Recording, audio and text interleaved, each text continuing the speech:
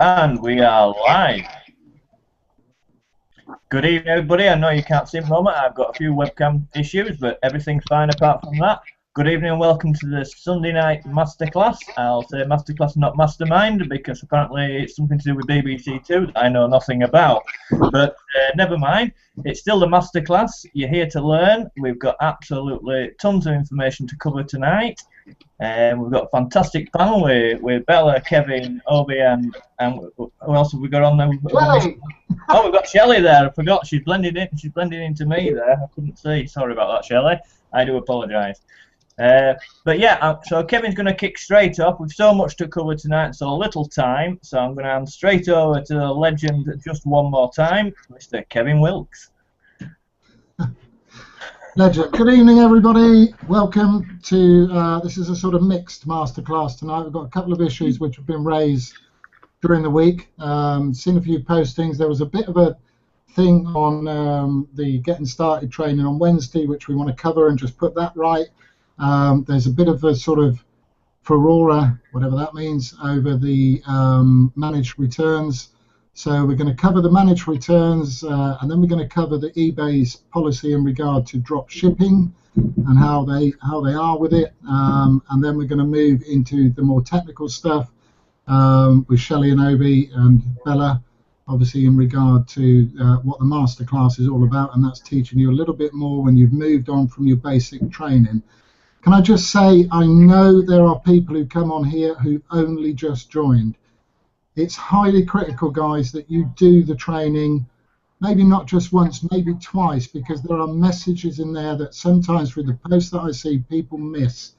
One very important thing for you, if you're new, if you've just joined this and you're sat there thinking, what products do I need to list? Get that completely out of your head. That is totally the wrong approach, completely the wrong approach. You are not looking for products when you start with the DS Domination platform. You are looking for sellers. You are looking for successful sellers. Then you look at their products, and through the training you're giving, you're working out if they sell a lot of it, if they make decent profits on it, and from there you do your spidering, and you go back to Amazon, you find those products. Those are the products that you list because you've done the research to show that they sell well. I made exactly the same mistake when I started. I had products in my head and thought that's what I've got to go and find. So I found a few products, I listed them, and lo and behold, half of them didn't sell because I didn't do the research. Not everything sells on eBay.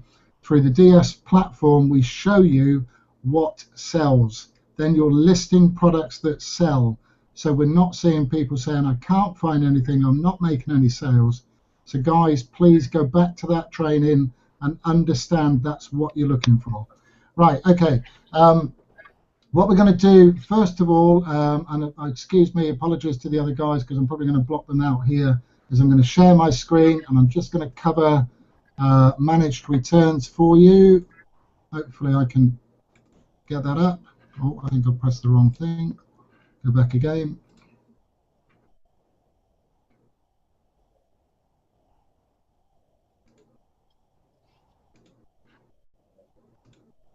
Are you still there, Marcus?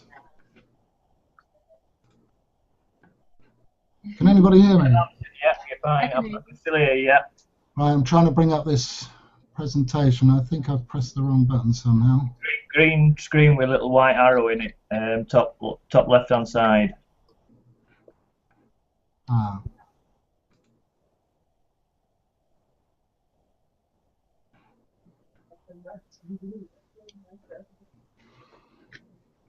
That looks like it's working. No, it's not, because it's gone back to... It's gone back to the original. Kevin, you're sharing your screen at the moment. Yeah. When you see those little boxes, it means that you are sharing your screen, but then you need to open up what you want to share.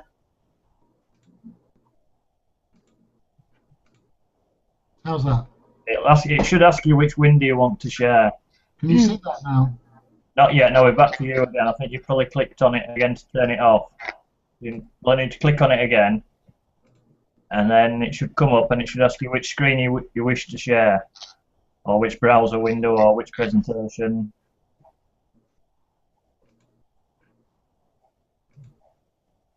I've done the same again, haven't I? Just hang on, is it going to come back? No.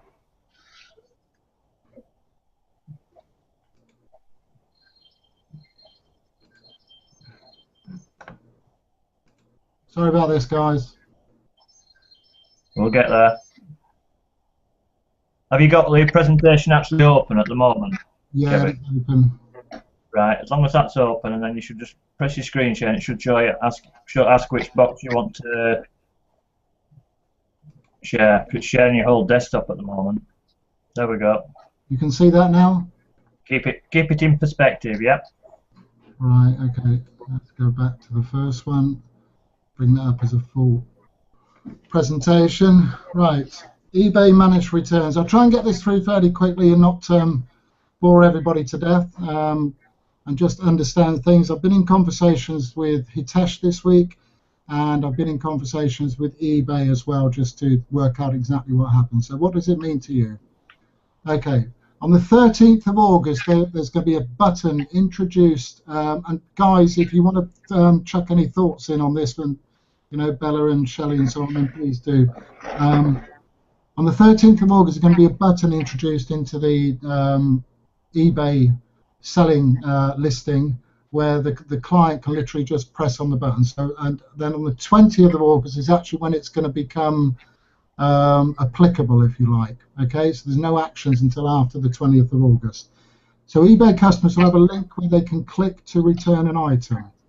The seller, you, will be notified immediately of the imminent return. Okay, so it gives you an opportunity to communicate with the client. If it's in the USA, you will communicate and arrange for the item to be returned to the DS Domination warehouse in Tennessee. Right, okay, we haven't got fine details about that, and you'll see why in a minute when you see the conversation I had with Hitesh. But Roger is going to run a training on this, okay? You're going to get some live training on exactly how to do your listings and make sure they go back to the USA warehouse, okay? The DS facility will communicate with you once they've received the goods, and you decide where that item goes from there.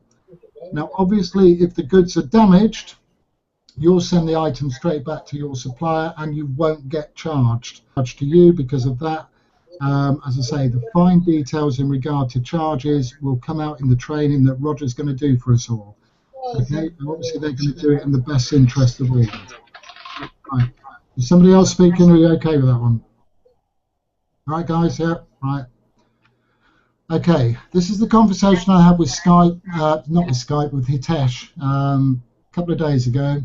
As you can see, I've asked him quite simply what is happening with the fulfillment center in the USA. Okay.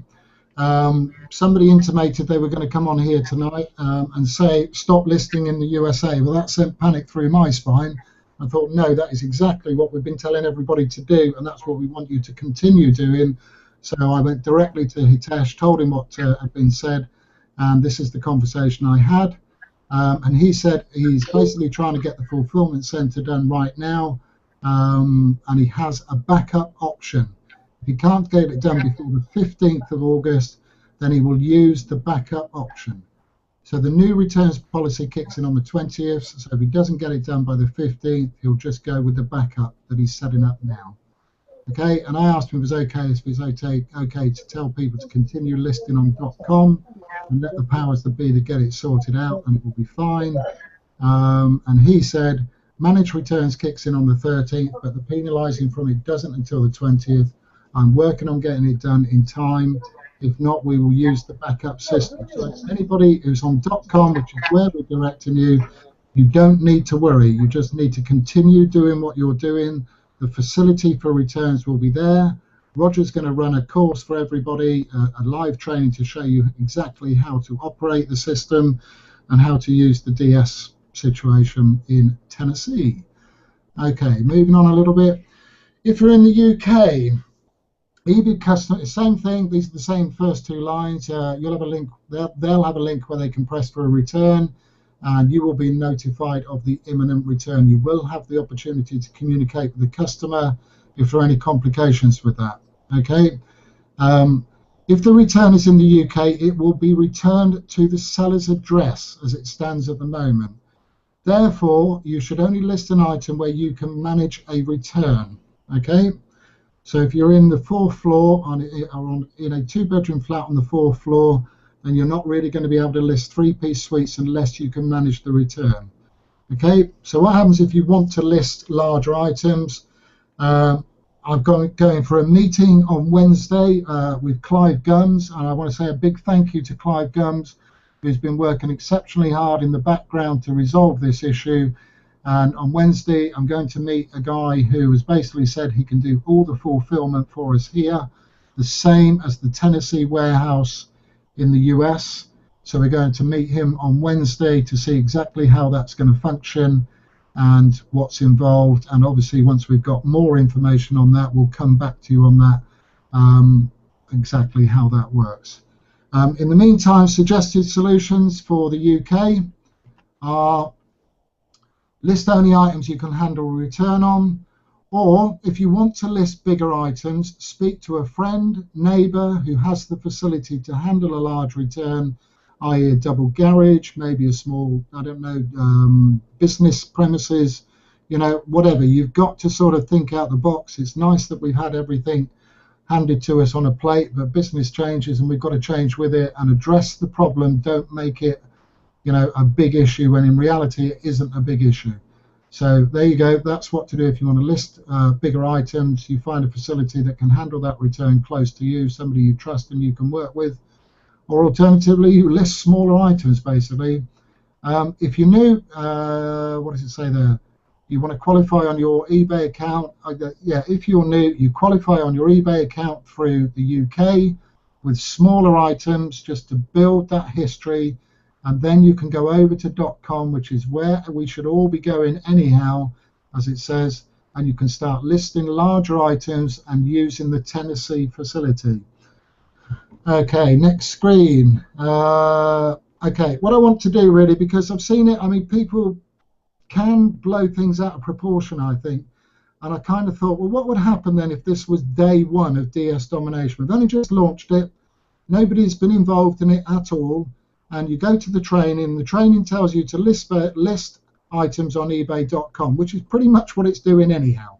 You know, that's what the system tells you to do. But there are some that can't do this because they've only just started, so they have to trade on ebay.co.uk to build some history.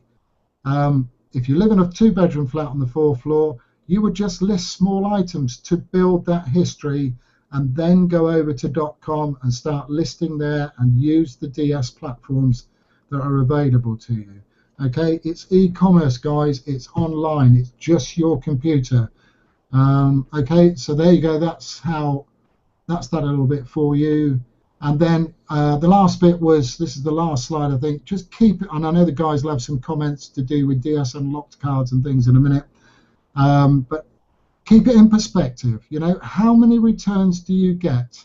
If you look at what you sell and work out how many returns you get, it's not that many really, and it's not that many that are large.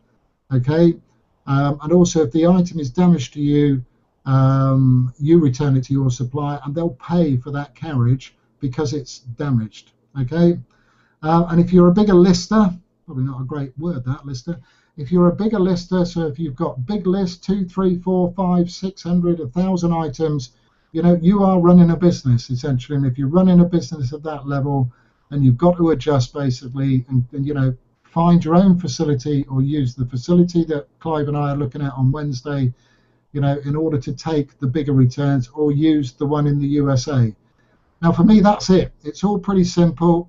This Hangout is being recorded. So if you want to come back to this at a later date and just have a look through it, the only thing that's missing at the moment is the ability to handle large returns in the UK, which you either resolve yourself, or the meeting on Wednesday with Clive will be able to do that for you. So that's managed returns. I'm going to pass back to the guys because I know they'll have some comments about that. And whoops. let me come out of here so you're not looking at my screen. Am I back now? Am I back? Yeah, people are nodding. All their mics are muted. Yeah, you're back. You're all right. Right, guys, if you've got any questions, just throw them at us now. As you know, anything you like, just throw us loads of questions now about the managed returns. But what I'm going to do now is pass over to our wonderful panel there of Arabella, Oberon, and the gorgeous Shelley Nichol. Do you want to take it from here, guys?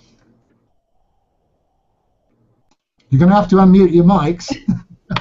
I was just saying that I've done, as you were talking, I've done a very quick Google search, and self-storage units in my area are going for roughly £10 a week for very large. Depending on the sort of items you're listing, that could be an option for somebody because it's tax deductible.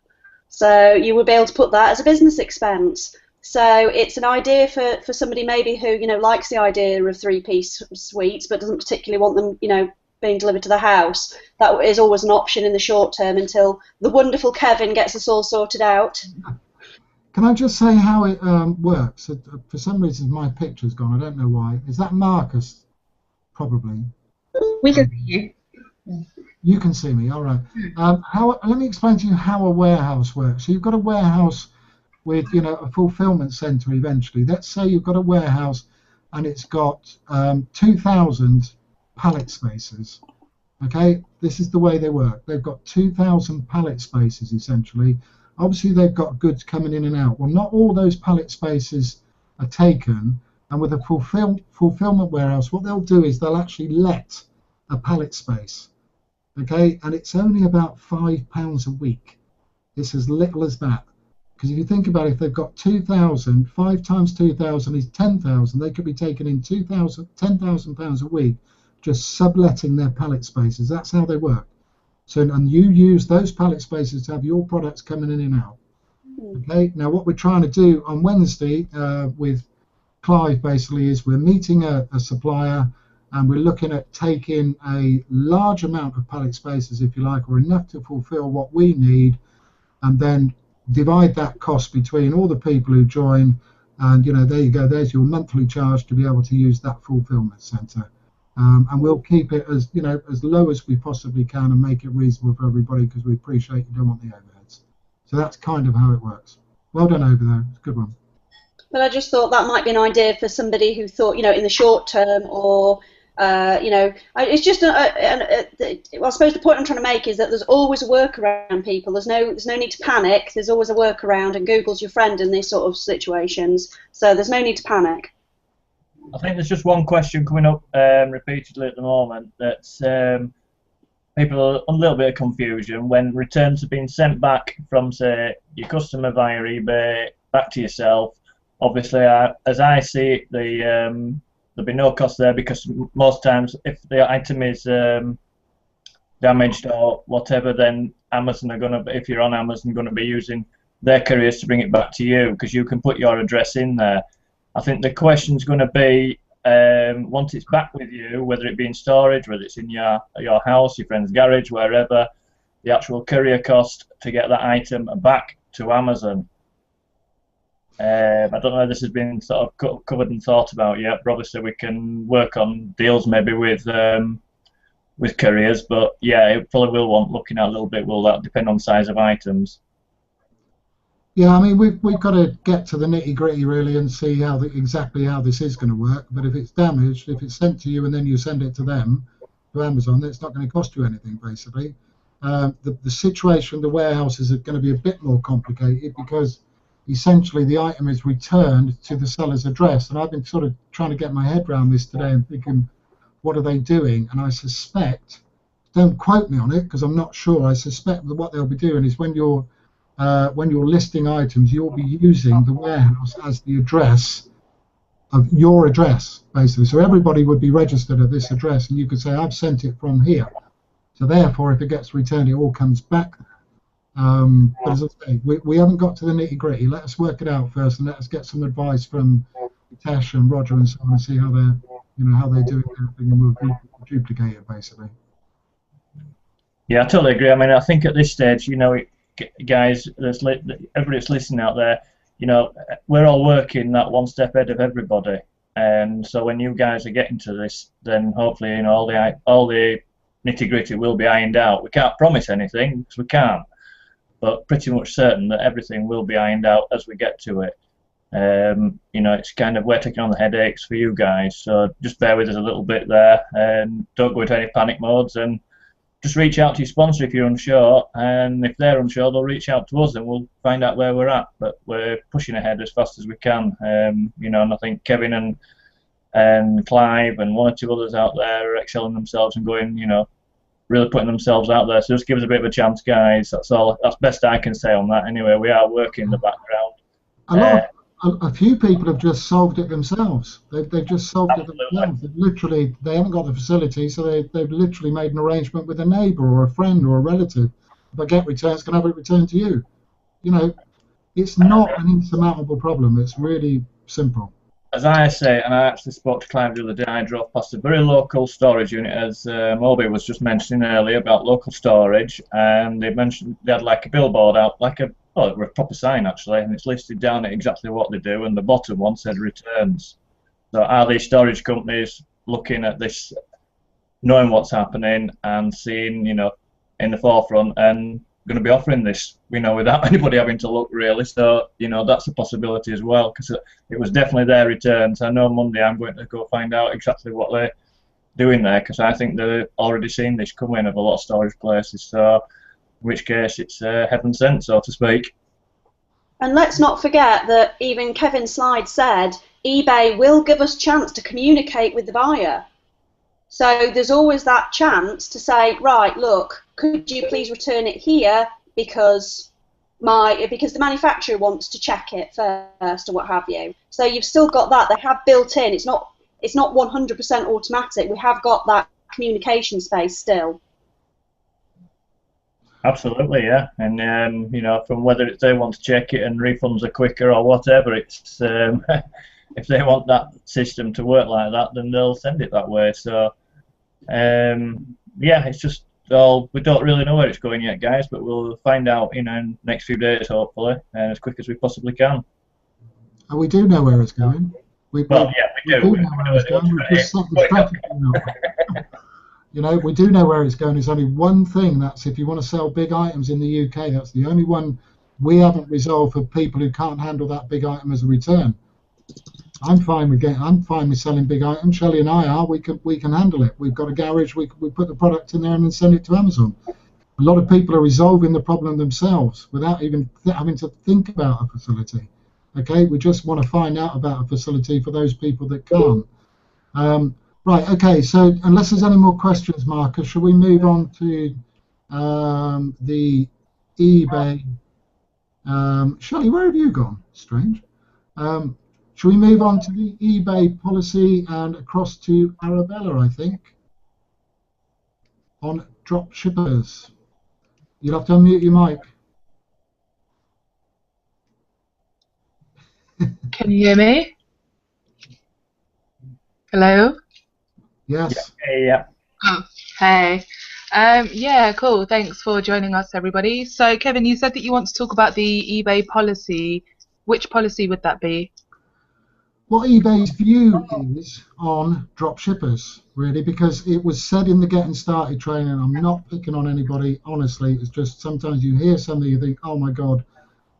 It was said in the Getting Started training that eBay do not like drop shippers, period. We've done some research, we've made some calls, and we have a slightly different view on it, and we just wanted to clear that up and say to people, this is the policy of eBay, having spoken to them. So that's the one, really. Sure.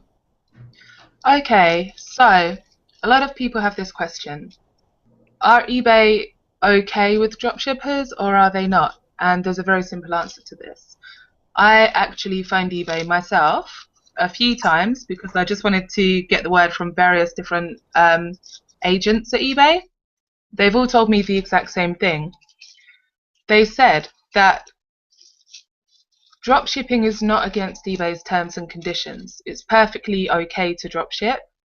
However, they can be ever so slightly skeptical when they hear the word dropshipping. And the reason for this is because there are a lot of people out there who try their luck with dropshipping, who don't follow any kind of professional advice at all. They don't follow a training course. They're not with DS Domination. They're not with any other kind of similar company. If there is one out there, I doubt it. And they kind of work on their own initiative, and they just have this idea that maybe they could do this and see how it goes. Well, business is business, and you can't just see how it goes. You have to do things in a very structured and orderly way, which is why we have 19 very simple training modules that will show you step by step exactly how to do it professionally. Now, for those who don't follow these training videos, sometimes they make errors and mistakes. They may have receipts sent out from their suppliers to their customers, which could result in poor feedback. They could state one delivery time when really it takes a different delivery time. So all of these silly little things that happen that we learn to avoid in DS Domination are happening, and it gives dropshippers as a whole a slightly tainted reputation. So although dropshipping is not against eBay's terms and conditions, they're just a little bit extra careful when it comes to increasing our limits, because they like to know that we know what we're doing, that we're confident with what we're doing, and that what we're doing it very successfully, and we're providing great customer service. We're receiving plenty of positive feedback, very small negative feedback, and that we're giving eBay a good name. So what happens, guys, is if you're dropshipping, eBay will be reluctant to very quickly increase your limit. So for example, if you're on a £3,500 a month limit, or dollar, or whatever, and you request a limit lift up, if you had the stock in your own warehouse and you were dispatching it yourself, they might then increase that to 15 or 20,000 a month. However, if you're using dropshipping as your way of generating sales, they may only increase that to about 8 or 9,000, and the next time they may only increase it to about 10 or 11,000, and they'll do it very, very slowly. And as you build a trust with them and you show them that you're absolutely able to provide the very best service to their customers, because really they're eBay's customers before they're ours, then they build that trust and they will increase your limits a little bit faster. So just wanted to clear that up, guys. It's perfectly okay to dropship, and if you have any questions, you can phone eBay and have a chat with some of the guys on the team. I've spoken to some really awesome people. Not only have they shared this information with me, but also they've given me some very valuable information as well as that I've put into action and had some really great results with. So don't be afraid of eBay. Just give them a call if you have any questions at all.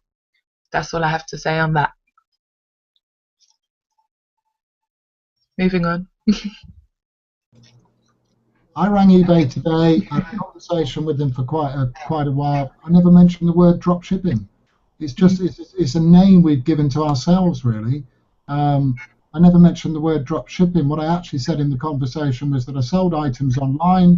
Sometimes when I haven't got enough of that stock, I arrange for it to be delivered from a third party, and the conversation was, what happens if I need that item returned? That's what I was doing about the managed return. I didn't ring up and say, hey, I'm a drop shipper. It's kind of, maybe if something gets a little bit of a name, don't use the name. Just say something different. I sell stuff online, and sometimes I use other suppliers other than myself, and that's what I did today, and it was fine. That's it. Yeah. Right. One more thing I wanted to mention there, because we're talking about selling on eBay. Those of us that have got Elite will know that in the Elite package, you sell on Google, and Google would eat eBay for breakfast, I should think. So people who are on Elite should seriously look at using the facility that's in Elite to be able to sell on Google. Those of you that are on there will know that in eBay you've pretty much got the same fee every time you sell something. It's the same percentage, but on Google you actually choose what you want to pay as a percentage, and you can choose anything between 3 and 17%. As a commission you're going to pay to Google. Obviously, the more you pay, the more the more publicity you're going to get for your products. Basically, you can control your business. So eBay is not the only sales platform out there. Okay, there is something else which is in the DS package, and funnily enough, I don't hear it mentioned very often, but it's in there. It's in there for a reason. It's a very good platform to sell on. Okay, so there's an alternative there. Right. Okay. So that's the policy. Got any questions on that, Marcus? If you're still around. I'm just looking through. I mean, to be honest, Kevin, the only questions are all related to the price-wise on the returns going, coming back from last. It's just asked if an item's faulty. Yes, Amazon will be sending it back to you free of charge.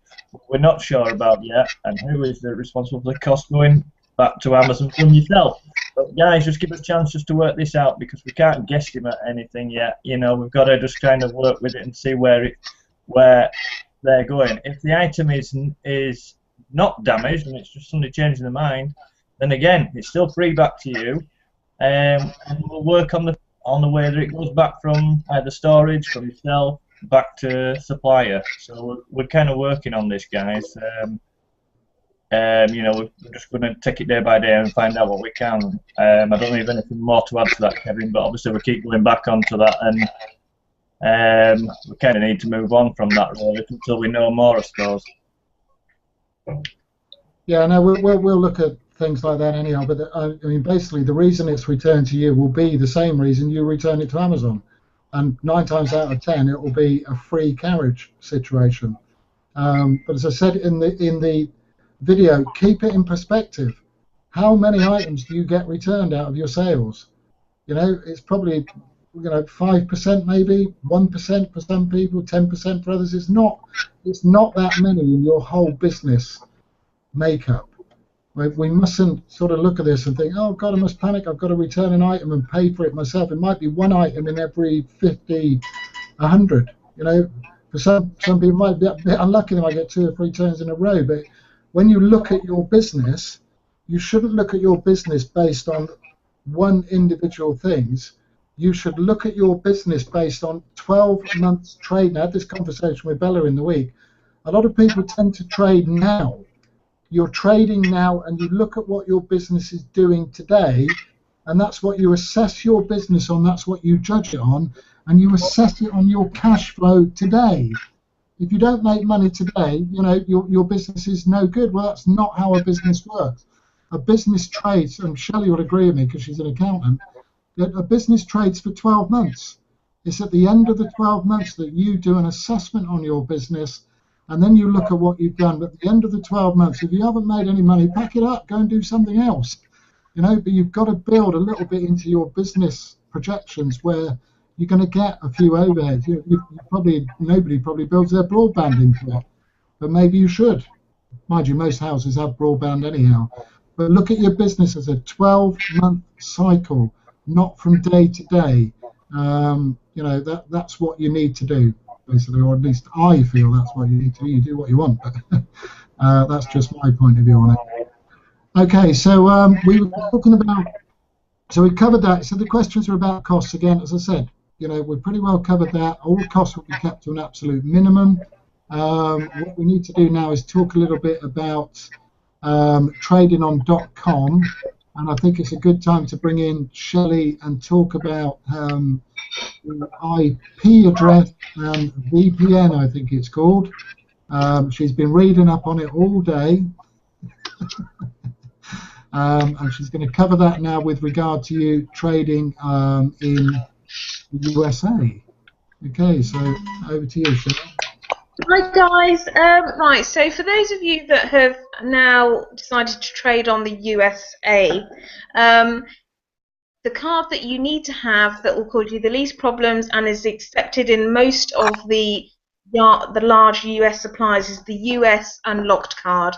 So if you type in US Unlocked in Google, it'll come up at number 1, and this is a prepaid, it's a virtual prepaid debit card. And what it is, it's very simple to get hold of. Once you've typed it in and gone onto the website, there's a series of 4 or 5 steps that you follow, and you can have your card within 5 days. It's virtual, so when I say you have your card, it'll be on the screen and you'll have your actual debit card number. So what you need to do is very simple. you have to load the card. So you have the option of loading it with $50 or $100, and that money comes from your PayPal account. So you load the card, and then within two to 3 days, they'll acknowledge that your card is loaded, and you'll get your virtual debit card number. And then there's a few processes that you have to follow. You put in your UK address, and once you've got your card, you'll be given a US address. So this is a fantastic card. It gives you, not only is it a prepayment card, which you load, so when you make a sale, you load the money onto it, it actually gives you a US billing address. Now that's where a lot of people have had problems when they go to buy something in the US, they haven't got the US billing address. So instead of getting the billing address from one place and the phone number from another, you can do it all in one place. So once you've got your virtual prepayment card, you'll have your US billing address. And the third thing, which is really crucial, and is when you go to purchase, for example, if you didn't have this card and you went to purchase something from a US supplier, the US supplier has tracking devices, and they'd know that you were based in the UK, so you'd have problems fulfilling the order. With this US Unlocked card, there's a separate subscription which is $9.95, I think it's a month. It's worth doing, and what it is, it provides you with a VPN link. So when you go to purchase something from one of the US suppliers, you log on to your VPN link, which you will have. It sounds very complicated, but it's very easy. You log into your VPN link, and then you log on to the US supplier and process your order. So it's so simple. Once you've done that, then you can use your debit card and process the sale. So it's so simple, and it takes maybe 3 to 4 days, and you'll have your card. Any questions, or any of the other guys? Did you want to comment? Once the card's loaded, Shelley, is it then instant? You don't have to then wait 3 or 4 days for the sale. Once the money's on there, you're good to go. Yeah, I mean, the first payment you load is either $50 or $100. So obviously, if you make a sale, it's going to be obviously larger than that. So you'll transfer over the money, and then I think that takes within 24 hours. It's on your card, and then you can process the sale. Right. So really, once you've done that initial payment, which takes 2 to 3 days, so it's an idea then really to get your card set up straight away and preloaded with, say, the $50. Yeah. And then when you get your first sale in, you can top up, and that should take 24 hours, still keeping you then within the 24-hour, the 1-day handling. Yeah. Right. Yeah, I just wanted to make sure, we got that clear for people who are on here. So. Kevin, have you got any comments? Marcus? Just a quick one. Because obviously I haven't needed to do that yet, but you mentioned obviously. Why not? Why not? Oh, I'm trading. .com. Look, keep your shirt on. Not me, guys, but I just want everybody just to go comment in the chat who's on here who thinks Kevin looks out of the 80s now with his t-shirt. It's nothing against it, but we think he looks like somebody out of Wham. So if you agree, can you come in the section below and comment in the section? Right. No, back to that. I am trading.com. I traded.com before I traded.co.uk actually, so I'm okay. It's just I haven't gone down the unlock card. But I just wanted to ask Shelley, I know, because we had a chat a while back, me and Shelley, about this, and I know I was asked the other week and I forgot to bring it up and ask. You mentioned that you can pay via PayPal to pay for your card initially. Is PayPal okay to load your card to use for purchases after that as well? Yeah, I think it is. It's just you couldn't maybe go to some suppliers in the US and use your PayPal. I couldn't use mine because it's a UK PayPal address, but UK PayPal. But some people have a US PayPal. But you can load your card. So when you get your payment, you can get it loaded onto your unlocked card. Right. So once you're paid into PayPal, you can use your PayPal to pay onto your unlocked card. for fun. Yeah. That's kind of what I meant. Yeah, no, that's great. Yeah. No, which makes life a lot easier, guys. So, Yeah, definitely. but yeah, I don't think there's anything else. I'm just checking now. There was. I'm assuming then that if you're loading up from your PayPal, you can load from your dollar balance, or does it have to? Because my PayPal, like probably most people who trading.com, my PayPal is in dollars and sterling, so I can. So then you're not getting any conversion fees whatsoever. Yeah, you can load from both. Yeah, because when I initially went to load my $50, I just did it from my sterling funds in my PayPal account. So if you have dollar funds, then you can use either. Brilliant. Just thought I'd make sure of that. Can I just jump in as well, if that's okay? Of course. Yep. Yeah, cool. Thank you. So one thing that I've noticed that I'll just share with everybody out on the Hangout tonight is that I don't know if you guys have noticed, but sometimes when you make an international transaction, the bank might charge a very small amount just to make that transaction. So my bank usually charge me about £1 for every transaction. So anytime I buy something from Amazon, if I'm making a £10 profit when it's converted to pounds, it's actually £9. So just bear that in mind. Don't sell something with a very, very tiny little profit margin like 50p, because it's not going to happen. I think overall the big one is, I mean, obviously some people won't make that move to .com. You know,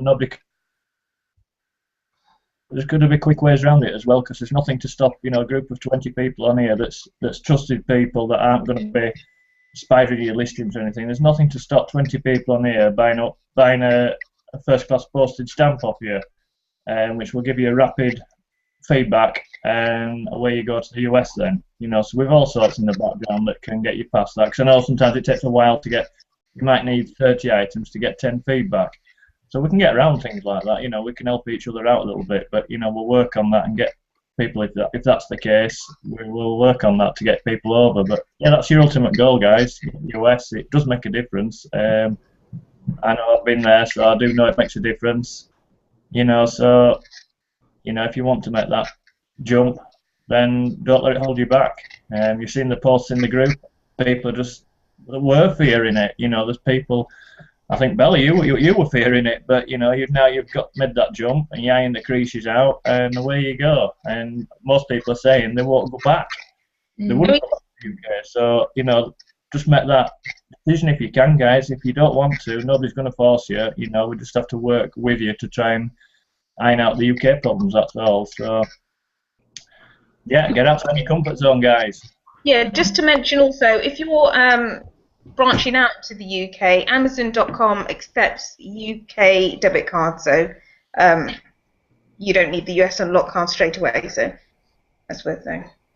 I have a little question actually. I don't know if you know the answer, but I might as well just ask and see.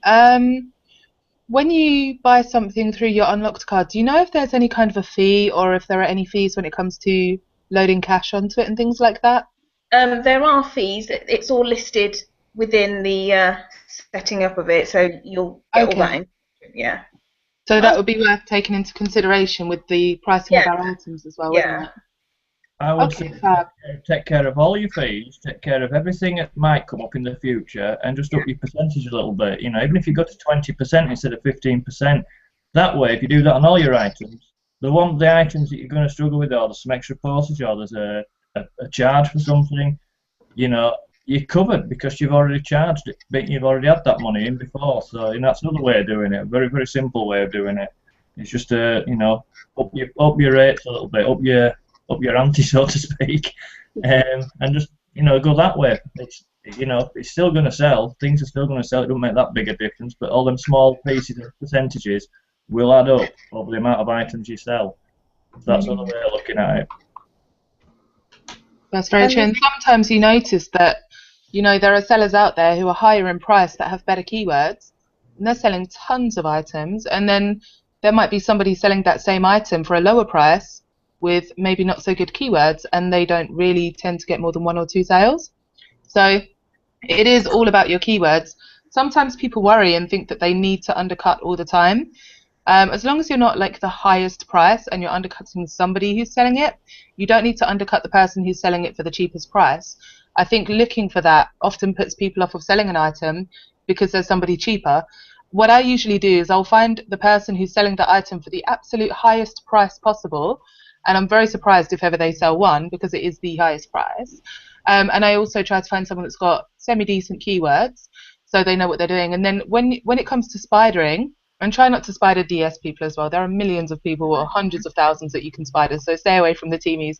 But when you then search their sold listings, you know that that person is making bigger profit margins, so you just look for those items that are selling with the bigger profits, rather than someone who's selling it for the lowest price. They're happy with a few pounds, but then they're making very small profits on all of their items. Do you know what I mean? Yeah. Okay. So shall we? We covered the managed returns. We covered the eBay policy. Shall we go into sort of the normal masterclass stuff now? Of talking about. Did you say no? Yeah. Yeah. No. Just yeah. Which we need to throw in there about a little bit about Cassini. Somebody did ask me if we had a list on Cassini. And I started to put together a document which I can load into the files tab in the VIP team so people can have a look at the Cassini tips. I just needed to run it by these guys to see what else they wanted to add. But if we can talk a little bit about Cassini, we can talk about activity on your account. Because one of the things that I think people are going to notice over the next 2 or 3 or 4 weeks possibly, even if they're doing quite well, they might notice a dip. What's going on, and one of the reasons I'm sort of aware of that is one of my businesses, we actually, as of the 1st of October, we removed every single advert, 1st of August, we removed every single advert we had out there, the ones that we were paying for, obviously. We just didn't bother. We didn't bother to advertise because we were very aware that the UK pretty well goes on holiday as soon as the kids break up from school. In fact, if Hitler had got it right, that's when he would have invaded the UK because we were all on holiday. Sorry to mention the war, a bit political. But it's true. Everybody goes on holiday. So if you notice a little bit of a dip over the next, few weeks going into August, bear that in mind. People have gone into holiday mode. They've just had they've had what I think is pretty much the worst period of the year, which is from Christmas through to Easter. You get a bit of a break at Easter, the weather's not great, and they're all dying for their summer holiday, and everybody just wants to go. So it does tend to dip, basically, but again, remember, you're building a business which is a 12-month cycle. Once you get through August, then you've got the Christmas market. The retail business is very clever in the way that it does its marketing. It will start, towards the end of August, will start to drop a lot of marketing in there about Christmas, okay, which will be selling for Christmas, because they know from September, October, November, that's when the sales are going to start to go for Christmas. So whatever you do, if you get this little dip, don't get too disheartened. You've got the big thing coming up now, as you head towards the end of the year, and that really starts by listing through July and August, or August, September, and then it's going to start to kick off with the Christmas market, and hopefully there'll be one whacking great big Christmas party coming up from the sales that we're going to do over those few months. So if it does go quiet, just get stuff on there. Amongst the things that I used to do a market store many years ago, and I took a load of broken ornaments once, and people brought them. I couldn't believe it. People will buy anything. It's incredible, particularly leading up to Christmas, where you've got a load of, and we'll focus on this getting closer to Christmas. You've got a load of men. And it's particularly predominantly male, who hate Christmas shopping, don't want to put a lot of thought into it. They go online, they see something, that'll do, click. They don't do any research whatsoever, and I know because I'm one of them. Obviously, I put a lot of thought into Shelley's gift. Best save. Nice save. Everybody else, I just click. Actually, you know what? I've got to be honest. I don't put any thought into Shelley's gift because she normally tells me what I'm buying her.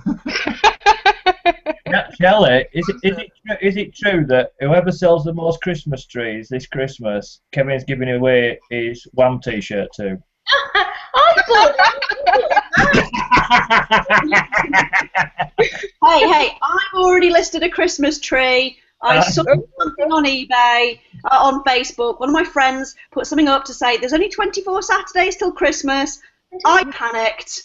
I listed one and sold it. Right, so let's get down guys, new people starting out, you're sat there, you're scratching your heads, you know, I can't find any products, what do I list? Again, we've done this little bit first. You're not looking for products, you're looking for sellers. Okay, you start to list things, you're a fairly new account. So what tips have we got to get activity on accounts that are new, that have gone a little bit stagnant? They seem to, well, not stagnant, they've gone a little bit quiet. What can people do to increase activity on their accounts? I can start. Billy. Me? Yeah. Yep. Well, one thing is have a few auction items. So obviously for DS you use buy it now, but have a few auction items, maybe one or two a month, and it just brings your listings more visible to Cassini, because obviously it's something different from the normal that you're doing. So just find something from home, or if you've got, you know, put anything on relatively cheap, start it off at 99p, because I think you get your free listings, and just have an auction for 7 to 10 days, just to show some different activity on your account. And don't if you do an auction item, don't drop ship it. Go and get something from a charity shop you deliver yourself, or you wrap up and take down the post office, because by the time you've drop shipped it, you'll lose money on it. A T-shirt. Actually, if I may say, just a little experience that I've had. When speaking with eBay's customer services, they did give me a couple of golden nuggets of advice that I can share with all of you today. They did say, actually, that if you do auctions, the reason that it does well is exactly what Shelley said, because it's fresh content, and eBay loves fresh content. So that's one reason. Also, another reason is because you have less time on it, so therefore you go to the top of the search results. I was advised to list auctions if you're purely doing it to bump your ranking to the top of the search results. Do it for either 3 or 5 days, because it's a shorter period of time. They're going to drive more traffic to your item. Now, upon thinking about this, I realized that it would be a really good opportunity to include a link into that auction. So, for example, I'm going to go back to the blender like I always do, but if you're selling a blender on auction, for example, you're probably going to sell something cheap, but for example, then what I would do at the bottom of the auction is I would say, hey, check out the rest of my blenders here, link. And if you have a shop, you can even categorize. So if you don't have a shop, you can just have a link to one of your blenders and include a photo and a price and say, click here to buy now. Or if you have a shop, you can have the entire category of kitchen appliances in that link, and you can send that into your auction. Because you've got 3 to 5 days and your auction's at the top of the search results, you're going to drive so much more traffic over to your other listings and get more sales as well. And one other thing that I would say is Kevin said not to drop ship, and I would completely agree with that, purely because with auctions you just don't know what to expect. However, one of the few exceptions to that would be if you go to Amazon and have a look for cheap jewelry. This stuff just sells all the time. Just search for cheap jewelry. Don't worry about being each other's competition, because there are hundreds and hundreds of items. Get a piece for about 50p or 60p, including delivery. List that for 99p or £1. And then anything that it sells for is going to make you a slight profit. It's not so much about the money that you're making, it's just about the opportunity to get to the top of the search results.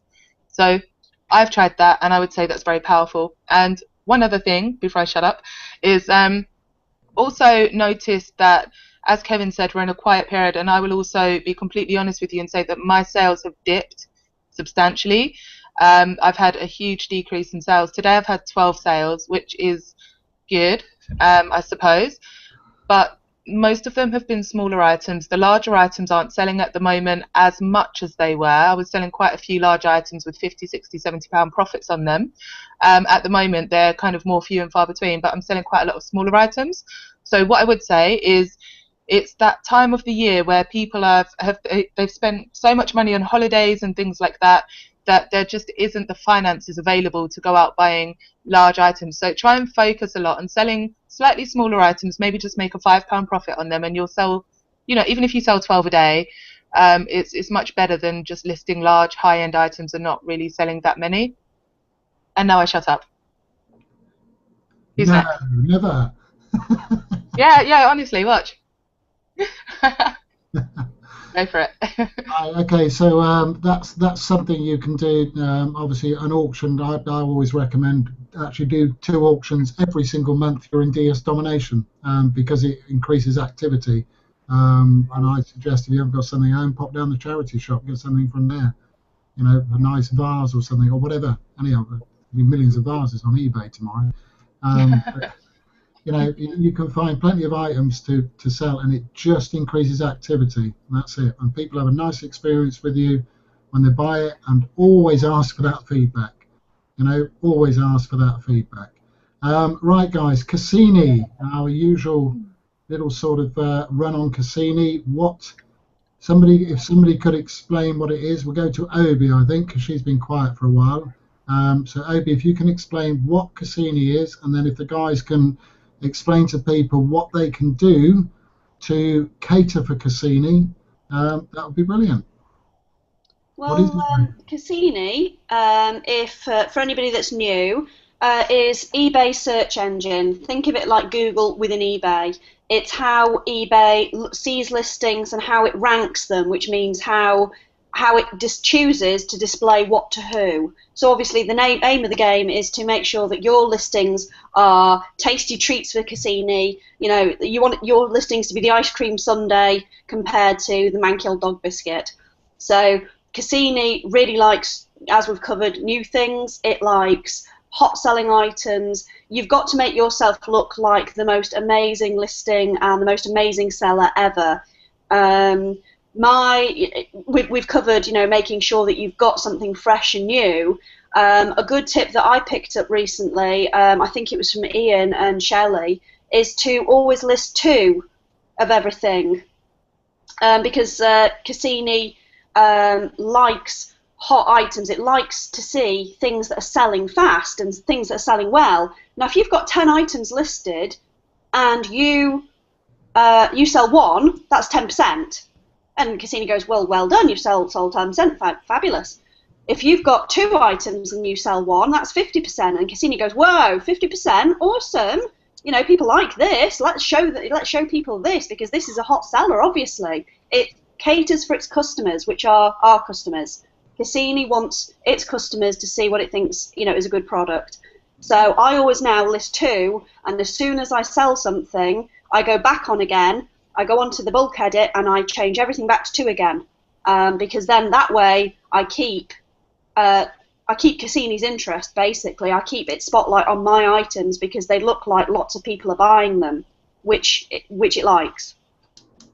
So that's my top tip, is to make sure that you've always got, as long as your limits allow it, always have 2 of everything, at least 2 of everything on.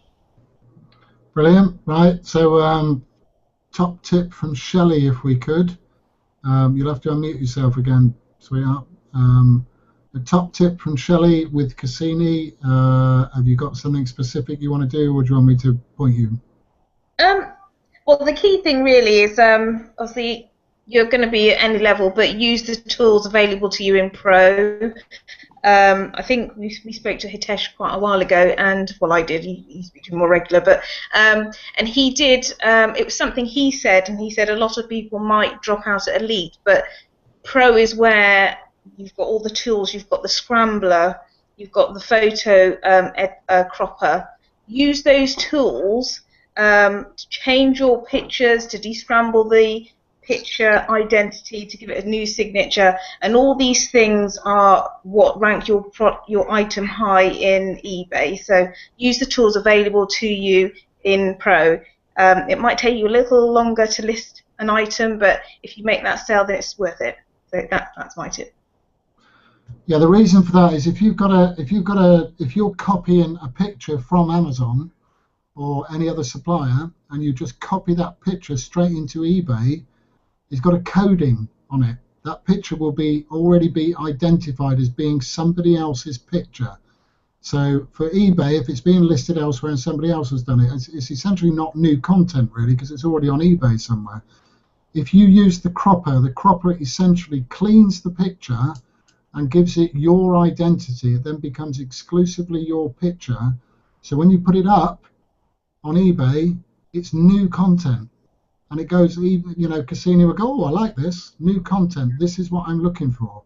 So it's highly recommended. Use the cropper. I mean, I do see occasions where people are using other tools other than the tools that are in the DS platforms. It just makes me a bit wary, to be quite honest, of why people do that. Sometimes maybe they prefer Paint or they prefer something else or whatever to do the things they do. I think, well, why don't you use the tools that are put there for you? That's the point of being in the platform, is to use these tools because we know they're tried and tested. They're not going to cause us any problems. They've been specifically made for what we're doing. Okay, so another thing with the titling, if we'll go to Bella for this one. I think if you could talk about the titling, because I think Shelley said there about the scrambler and the cropper and putting a picture up. But now we advise people to put 3 pictures up and something to do with the titling. If you could do that bit, please. Yep, sure. Okay. Hey guys. Okay, so titling is really simple, and you can be really creative with it. So one thing with regards to titling is if your sales have dipped a little bit, I'm sure that it's happening across the board. A lot of people are experiencing this at the moment. It will pick up again soon, but if they've dipped for now, the way to pick them back up again, I got this tip actually from the very lovely Zita, and she said that all she does is she revises her items and she'll just change the last 2 words. So if it's, Morphy Richards blender, white kitchen appliance, it would then be Morphy Richards blender, white appliance kitchen. And just from doing that very, very simple thing, it's going to appear as fresh content to Cassini, and so therefore you'll get higher rankings, more traffic, and ultimately more sales. Another thing is that when you're creating your titles, try not to include any model names. So if it's an 8PU3RG, nobody's going to search for that and you're just wasting your time. Max out your space so that you're using all of your space and not just some of it. If you really can't think of any extra words to use, then go on over to the item on Amazon or wherever you're dropshipping from. Have a look through the description. You might find that there are words in that description that you wouldn't have thought of. I'll give you an example. A while ago, I was selling like a belt it's quite a big belt, it's about that big, and you wear it, and it releases some kind of like an electric pulse, and it helps to firm and tone the ab muscles. So I was listing this thing, and I thought, okay, ab, toning, firming, machine, belt, gym, exercise, lose weight, fitness, tone up. And then I was thinking, I just don't know what else I can put with this. So I had a look through it, and it was only in the description, and it was halfway through the description as well. I really could have easily missed it. It said it also produces heat that helps to soothe back pain. So at that point I thought, okay, so I'm not just appealing to people here that want to, tone their abs, but also people that have back pain and are looking for something to reduce back pain. So at that point I took a couple of words out and I said I said reduces back pain and heating or something like that. And I think when you can do that, you can appeal to 2 completely different markets at the exact same time within one listing. So what I'm saying is when you're listing your items, try to appeal to as many different markets as possible. If I'm selling like, I don't know, I used to sell a lot of raspberry ketones, and when I used to sell them, instead of just putting ketones, I would look through the ingredients list as well. And sometimes they had, I don't know how to say it, so I might look really silly here, but they would have this ingredient called acai berry, ACAI. So whereas everybody else is just putting raspberry ketones, I'm putting raspberry ketones, acai berry, green tea, lose weight, get fit, blah, blah, blah. And then I thought about the types of people that would want to lose weight and get fit at this particular time of the year, for example, if I was listing it now. So you could then think, if you're going on holiday, you're going to look for something that's going to help you to look and feel your best. So I would put the word in, like holiday, get fit for holiday. And then all of the holiday people that are searching for their suitcases and their luggage and things, they're going to come across that, and they might not have even been thinking that they need ketones. but they're going to see that and think, actually, yeah, I could do with those. I've got 4 weeks till I fly. Let me see what I can do. So be as creative as you possibly can with keywords. If you're still struggling at that point, run a Google search. When you use predictive text on Google, what happens is sometimes you'll write the beginning of a sentence. Have you ever noticed that it fills out the rest of your sentence for you? It does that based on the highest search results over the course of the previous month or 2 months or whatever. So if you're writing in, how do I, and then it says, you've got a list of options and it says, how do I dropship on Amazon? That means that most people that start their sentence with how do I finish it with dropship on Amazon. Now, if you put in the word Morphy Richards Blender, then you'll see the most commonly typed searches, and you can adjust your listing to match that, meaning that you're going to get a ton more traffic than if you just kind of make it up on the spot. It's kind of a way of doing your market research, guys. Really powerful stuff. So give that a try. Thank you. Obi, anything to say on that? Yeah, some fabulous tips there. Something else that I do, Bella mentions about looking through the description. I would recommend people do that anyway, because you want to make sure that the listing that you're copying and pasting hasn't got spelling errors in it, doesn't mention something that maybe isn't in your listing, because that's happened to me before. You know, that it might mention where it's coming from, etc. But also what I do is I scan down for the reviews, because these are people typing about, you know, they're writing about the product, and I've picked up some brilliant keywords that I wouldn't necessarily have thought of, but these people obviously used the keyword in the review. So this is what they call this, you know, they might not say blender, they might say smoothie maker, or, you know, this processor, and that's a word that I would have never picked up on, but people writing the review are writing it from their, you know, from their own perspective, so they're writing what they would search for. And sometimes, if it's a high-end item, I like to take some of the reviews and put them in as well, you know, to show that people like the item. But yeah, for your keywords, reviews on the item is also a brilliant place to get some idea, and also some extra description from, because you might have somebody ask, you know, saying in the review, well, this is such and such a product. It's like this, not like this. So reviews are also a gold mine of information about the product and about keywords that normal people use to look for it. Thank you. Anything else, Shelley? You want to add anything to that? Yeah. Yeah, basically, if you're still selling on Amazon, and whenever you click in a product, if you scroll down below the description, it'll give you the product plus another product that people have bought with it. So what I used to do was I would list both of the items. I'd put the most expensive item, I'd list that, and then at the bottom I'd have a link, similar to what Bella said, have a link with the other item. So, for example, if you're selling a piece of patio furniture, I'd sell a cover as well. So it's just linking items, so it increases your sales and increases your listings. So it, you know, it's double the sales. So that's what I do.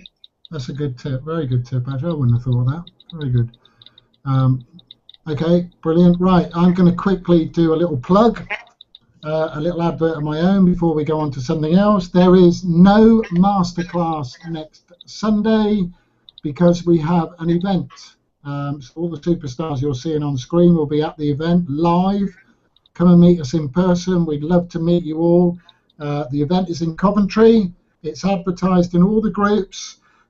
We would love to see you there. There will be training. There will be all sorts of things going on again. I can tell you we've sharpened things up a little bit. It sort of dragged on a little bit the last event, but with it being the first one, there was an awful lot to put in. So it's going to be pretty sharp, and we will, I think the official finishing time is 5:30, realistically 6 o'clock, and then it's up to you guys how many questions and things you want to do afterwards. But please try to get to the events. It's going to be very useful for you. Now, the plug is, what I'm trying to do is I'd like to fill the event up with other services as well. So if there's anybody on the Hangout, excuse me, who's got a service they can offer DS domination people that isn't in contradiction. So in other words, it's not an MLM, or a network marketing product, because we won't be allowing you to have your Avon stand at the back of one of our events, so to speak. But if you've got anything that you think will help anybody, personal development, books, videos, training, anything at all, okay, we would like to give you the opportunity to have a table at the event and to offer your services. You might have marketing skills, you know, anything. And it all helps with your profile, puts you in front of people. Then contact me through the chat box, through my chat box, and just let me know what it is that you can do. What we generally do is we don't charge anybody for that. If you're selling something, we'd ask you to give a prize or something to the people in the room. You know, if it's a book, give a book away or something, you know, some motivational thing. Be creative, guys. If you've got something, if you want to put something on a CD, you want to come and sell it, you can. If it's motivational stuff, whatever, anything. You know what you do. Accountancy stuff, maybe, anything. A little package you can put together. You can come and perhaps sell that to people. If it's a simple thing on a disc they can use, anything that's going to help people with DS. So that's next Sunday. No masterclass. We'll all be up there.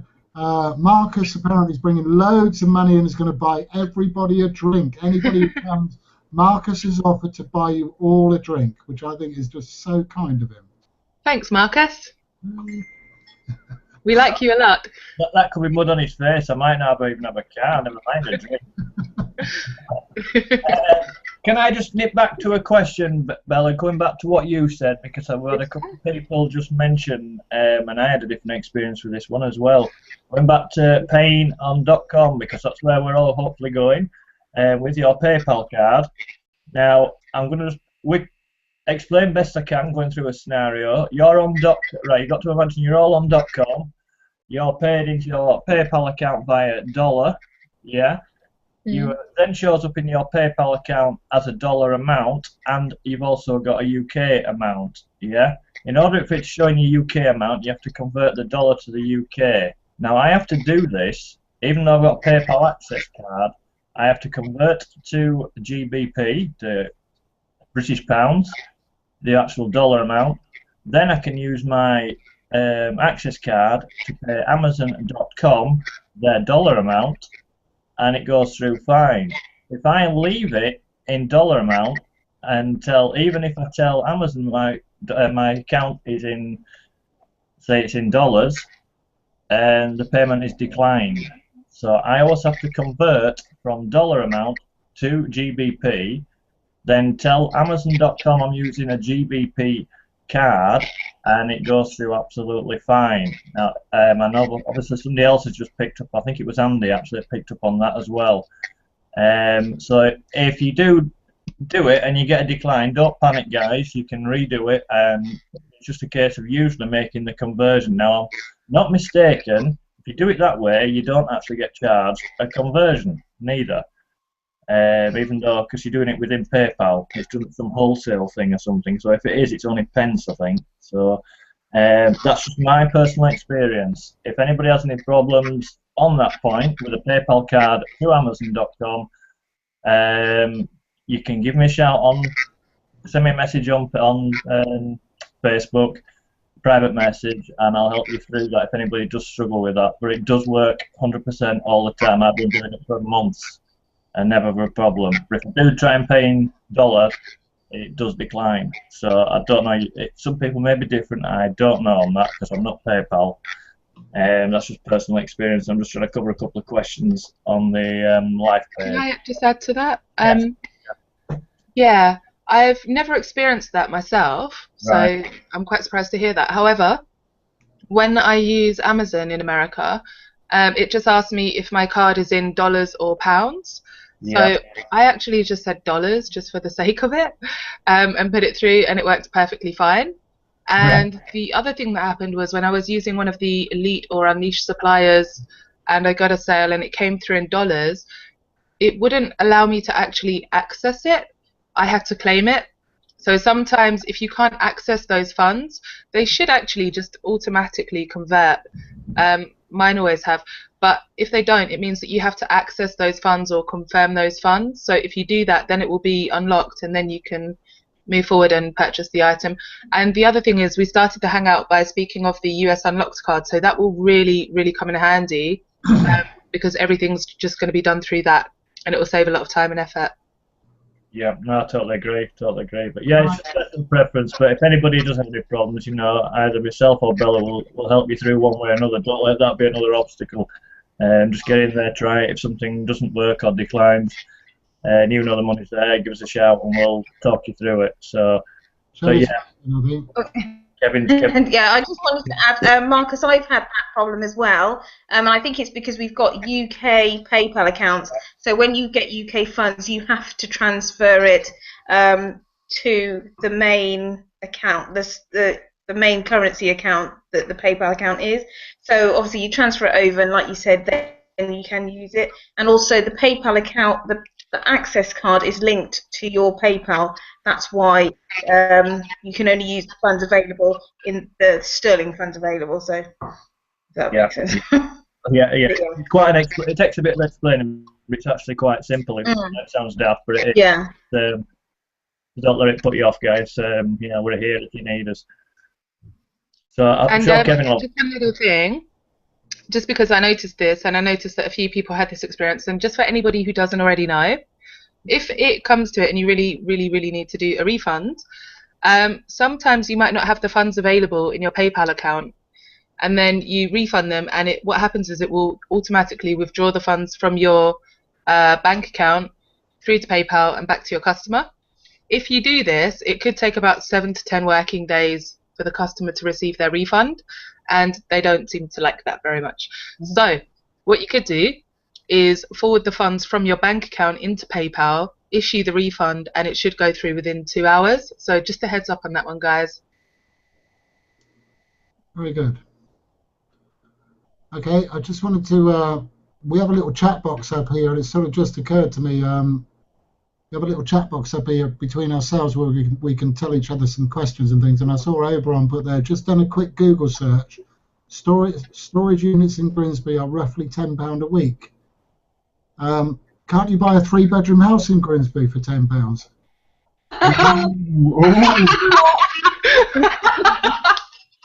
That's low. Yeah, low but true. Low but true. My feelings on the place I currently live are well documented. Didn't £10, you'd probably get 3 fish heads as change. Didn't I see you put, didn't I see you put though that you know it won't be long now with DSD that you're moving to Florida? Absolutely. My DSD profits are set to have myself, my partner, and my children moved out to Florida by, hopefully, fingers crossed, by December. But that very much depends on, well, the visa takes a while, and I've got to make sure the children's father allows me to take them out of the country, etc. So once all that's out of the way, then we're good to go. Guys, could I try something quickly, a little off the subject, but I think it might be quite useful or helpful for people out there? A little screen share? What if we have time. Now, Bella? What's that, sorry? You're not going to get everybody into Visalis, are you? Oh, no. No. No, I'm not. I just want to do a little screen share and just show a couple of tips on Amazon, if it's okay. Yeah. Cool. How do I... Oh, here it is. Okay. Green button. Full screen. Okay, cool. So, if you go over to Amazon and you type in a random word, I'm addicted to travel. I'm obsessed with travel, so I'm going to put the word travel in, and then show results for travel. So I want something really broad. So I don't know, sports and outdoors. That's pretty broad. Okay. Once I've done this, I then sort by relevance and sort by popularity. And then I see what all of the best sellers are.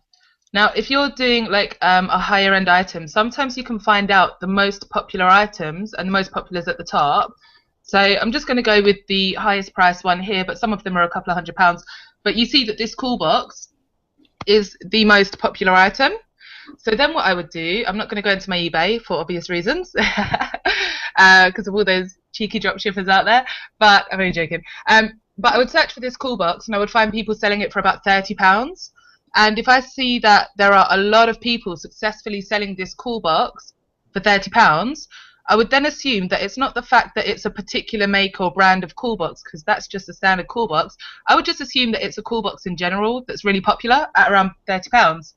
So then I would go back up here and I would type in cool box and I would go to all departments and click go. Now we have cool boxes come up. I would choose my department over here so that I can then sort by relevance, and then from there I'll go to price low to high. Now you can see the cool boxes. So Cool boxes, bags, all sorts. 4, 5 or 6, you'll find the same looking cool box for probably around about £8 or £9. If everybody else is selling that cool box and yours is only very, very slightly different, but it's around about the same size and pretty good quality, you could sell that for 20 and still undercut everybody else and get all the sales for yourself. So I'm just going to go back onto here and undo my screen share. I just wanted to share that. I found that's got me tons of sales as well, so it really works. Okay, again, this is recorded. This is being recorded, so people can watch this through the recording if they didn't quite get that, because I didn't quite get it. No. Shelley, were you going to say something? Me? Yeah, you're the only Shelley, aren't you? Oh, right, now I was doing a Bella. I thought it was a good tip. Thank you. Thanks. Okay, one more thing regarding which was at the Las Vegas event, RSS feeds. We were advised it was a good idea to turn off your RSS feed for 6 hours. Now, I personally haven't got a clue what that means. Does anybody know anything about that? Yeah, it's to do with people who've got eBay shops. RSS stands for really simple syndication, and it's essentially, correct me if I'm wrong, sorry? Really simple? Syndication. All right. And essentially, it's a way of it being indexed by search engines.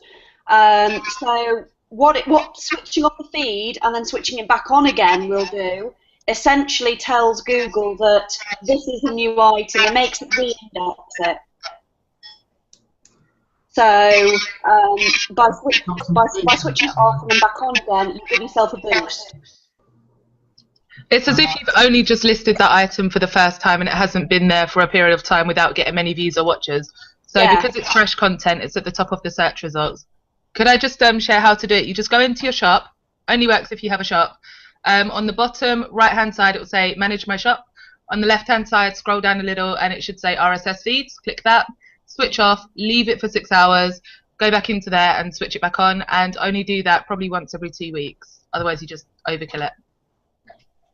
It has pretty much the same effect as if you just revamp your keywords. So if in those 2 weeks you want to drive more traffic to your shop, do that every 2 weeks, and maybe once a week go through all of your listings and just switch your keywords around a little bit, and then again you're at the top of the search results. So Kevin's really relieved there because he thought if you turn off RSS, we'll turn off red striped shirt. You love that shirt, don't you, Marcus? I want it signed. I'll drop ship you one. It's a cool shirt. You get to Coventry, you'll have it bloody signed, all right? Don't worry. Shelley got you there. You chose the shirt. That's from me, yeah. I said she got you. No, we're only joking. No, gentlemen. No. Right, okay, guys. I think, is there anything else we can cover? Is there anybody would like to ask any questions? I'll check questions. Sorry? I'll just check the questions while you're talking. I know Shelley's got to shoot off and put Harley to bed. I did actually have a few inbox messages during the week from a couple of people that were asking questions, and I said that I would address them on the masterclass. I just can't remember what they were, so if anyone does have any questions, just write in. Sorry.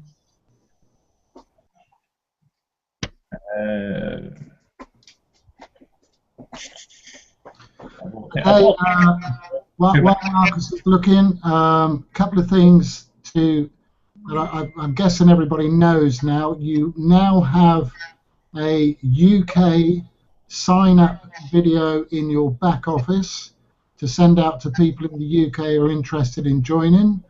Okay, actually, unfortunately not Shelley, but Obi and Arabella star in it, and I'm in there as well, obviously. So in your back office, yes, there's the thumbs up. Shelley's on another one, but that's okay. She's on the events one in the groups. But guys, that makes it so much easier to recruit people. It's it's deliberately designed to look very UK, and I've been told it's a bit cheesy, so it obviously works. It's very UK. So that was one of the things I wanted to mention. And the other one was you are now able to pay your monthly fees with your balance from your cleared balance in your back office. So if you're not recruiting, which you're not obliged to, but if you're not recruiting, if you introduce 3 people to DS Domination and they join through your affiliate link, you can pay them free your fees in your back office. It's not actually going to cost you anything to be in DS Domination as long as they've got the same products as you. Okay, so I think that's a great. I've subscribed to it. I know a couple of other people have. You just go back into the billing section, click on it, and it will tell you there how it deducted from your clear balance. Okay, which there's an advantage to that, because if they take it directly for your products and they don't send it to you, you won't be liable to tax on it because you're not actually getting it as income. They'll just take it as source, for instance. Okay, so a couple of little things there. Other than that, I can't think of anything else. I think we've done most things. If there's no questions, Marcus, any more questions? I can't see any, but I just wondered on a response. I don't know whether anybody knows if there's an accountant that is online, or friends with a good accountant. But yeah, I think that's very useful if we could find an accountant. We've got quite a bit of interference. Bella, can you mute your mic a minute? Me? Yeah, sure. I'll mute mine as well. If Marcus can say that again. Yeah, I'm just reaching out whether anybody actually knows a good accountant that is clued up with online, and that maybe may come in and talk to us on a hangout or a live event even, because I think it's something everyone would benefit from in the long run as well, just to get some, especially coming, because we are not accountants, we can't claim to be in any way, shape or form, but I think it'd be very, very worthwhile if we could find somebody that would be willing to come on and give us some time to talk about what we can do for tax and such like, and what we can claim and what we can't claim and things like that. So it may be something we can all look out for in the very near future if anybody's got any contacts or. I'm going to be brutally honest about that one, Marcus. I wouldn't want that at an event, to be quite honest, because the trouble is we could spend the whole 6 hours talking about accountancy, and I'm pretty sure Shelley would agree with me.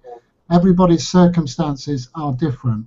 Your tax situation is different. It's a very, very complicated process, which is really all about you and your circumstances. And if we put an accountant in front of a room full of people who's trying to give advice generically to a big room of people, we could be opening up a minefield, frankly. I think your account should be just, if there's an accountant on here who wants to come to an event and have a table at the room and have one-on-one discussions with everybody in DS Domination, I'm happy to do that, but I don't think it would be great for somebody to stand up and do it. I mean, it's meant to be the events are meant to be a very positive sort of buzz-in, high vibe thing as a bit of serious stuff goes on, but in general it's to give everybody a lift. And I frankly myself, I wouldn't want to sit there and listen to an accountant for half an hour. And not that I've got anything against accountants, I live with one. but I'm just saying, for me, a presentation is not really what I'd want from it, I don't think. So if there is somebody and they want to sit at a table at the back, then yeah, great. You know, you'd be more than welcome, and we would direct people towards you. But I think an accountant would probably agree with me and say, yeah, you're right, Kevin, it's quite a minefield. It's a one-on-one thing in my experience. That's just the way I see it. But thank you anyhow. Cool. Yeah, no worries. Yeah, I'm not an accountant, so I've no idea on that. So, but yeah, no, that's me. Well, so we've got one on here, Shelley. If you speak to her, to see what she says, and you know, if she unmutes her mic. Yeah, PM me if you've got questions, and then I can give you more general, because I mean, my accountant, you know, they're good accountants, but they don't seem to have much clue on the online side, and I found that's quite a lot. You know, what things, as far as, you know, that you can, different things you can claim as when you're working online. Oh, right. Well, just really basic. If you've got a home business, you can claim a percentage of your mortgage. If you have a home office, you can claim a percentage of the electricity and heating. Obviously, stationery, your broadband. It's all worked out as a percentage of the time that you actually work. Anything that you use to run your business, you pretty much can claim back, but it's got to be stuff within that office. I mean, you couldn't, if you've got an online business, you couldn't go and claim for a uniform, because obviously you'd probably just be in your home items. Whereas if you're a hairdresser, I can't claim for my shirt. I can't claim for your shirt. So yeah, so it's, you know, it's very use your common sense. But if you go onto the HMRC website, there is a lot of advice on there as well. But you know, if people have specific questions, I don't mind them asking me, but I don't want to be inundated with accounting questions. You know, I don't mind, you know, just general stuff. Yeah, no, that's fine. I think that's, you know, kind of where we're coming at. I don't expect them to go in depth. It's just that people are aware what they can, and not all accountants, standard accountants, if you don't work, you don't really know the ins and outs of what you can do from home, and even about vehicles. You know. So I'm not a tax specialist, so yeah. May I please ask one question? Can you see where this has gone already? Though we've mentioned accountants, it's really getting confusing. That's why I wouldn't want to do it at the event. So it's a private thing to just sort out yourself. But just one little question, just one little tiny question. So if we're working online and maybe we go to a coffee shop once a day and we have a couple of cups of coffee, that does build up. It's about £7 to £10 a day in coffee. Can we claim that in taxes because we need somewhere to work from and drink coffee? You can claim it. You can, but PM me. I'll PM you. I will do. Thanks. All right, guys. Are we done? Are there any questions, Marcus? I don't think there's any more. I will have a quick last check. We've got great training. Is there another meeting during the week? To my knowledge, we've got some feedback there. There'll be Tuesday night. Hang on, it's the Arabella's. That's better. There'll be Tuesday night, although I'm aware that Michelle will wish Tony speedy recovery. Had a little bit of a accident, but he's absolutely fine. I hope you don't mind me mentioning Tony, but you know, we all send some great healing there, guy. Get some rest. It may well be with us, hopefully by Tuesday, but yeah. As far as I know, it'll be Tuesday. I haven't heard anything different for the, and then there won't be one then till the following Tuesday. Is that correct? Kevin's muted now. In fact, everybody's muted. Am I correct in that, Kevin?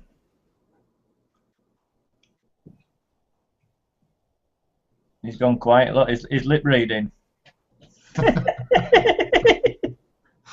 Yes, it will be the following Tuesday, Marcus. Yeah. So there'll be one on Tuesday, and then it'll be a week on Tuesday. So, yeah, that should answer that one, hopefully, guys. Apart from that, I don't think there's anything else I can see. If we've missed anybody, I do apologise. They've got quite a lot of chat in the chat tonight, so thank you guys for participating in that. That's what we want to see. That's what makes these hangouts. If you have any more questions, get in touch with people. We'll try and write them down. If you get in touch with Bella, tell her to write them down, else she'll forget. But we'll try and bring them through as quick as we can for you guys. In the meantime, we know, like we say, we're working behind the scenes.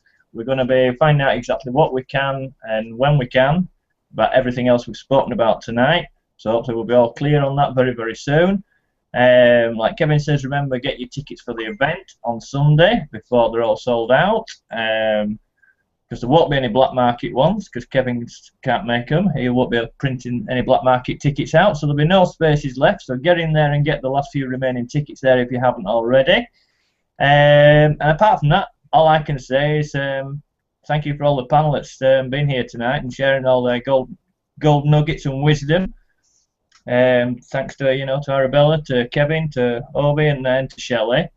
And thanks for you guys out there coming and spending time listening. And if you're watching the replay, thanks to you guys too. So on that note, I'm going to bid you all a good night from myself and a good night from the girls then. I'm sure they'll all say, Kevin's going to say one more thing, because it wouldn't be Kevin if he didn't. So I'll let him finish off for you guys. Yeah, just my final one more thing is, if you've enjoyed the hangout tonight, please get in the groups and post, because it gets people along. And if you have enjoyed the hangout, my name's Kevin Wilkes. If you haven't enjoyed the hangout, my name's Clive Allison. He's going to get you back for that. He's going to get you back eventually.